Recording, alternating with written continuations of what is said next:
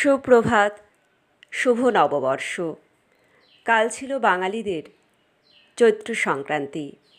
চৈত্র সংক্রান্তিতে আমি কি রান্না করেছি তা একটি ছোট্ট ভিডিওর মাধ্যমে শেয়ার করলাম।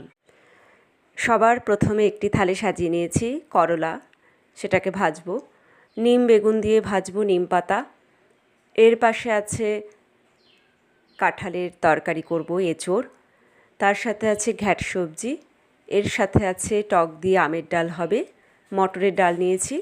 আর নিম পাতা গুঁড়ো করার জন্য আমি প্রথমেই নিম পাতাটাকে কাঠখোলায় অর্থাৎ কড়াইতে শুকনোভাবে গরম করে পাতাটাকে গুঁড়ো করে বেগুনের সাথে ভেজে নিয়েছি। এঁচোড়ের তরকারিটা কিভাবে করেছি সেটা একটি ছোট্ট ভিডিওর মাধ্যমে দেখিয়েছি। এর পাশে আছে চোদ্দ শাক, সেটা মোটামুটি বাড়ির কিছু পাতা ছিল, বাইরের বাজার থেকে কিনে আনা পাতা ছিল, সমস্ত কিছুকে এক জায়গায় করে চোদ্দ শাক করা হয়েছে। টকের ডালটি খুব সুন্দর হয়েছিল খেতে। তো আপনাদের বাড়িতে কার কী নিয়ম আছে অবশ্যই কমেন্ট করে বলবেন। ভালো থাকবেন।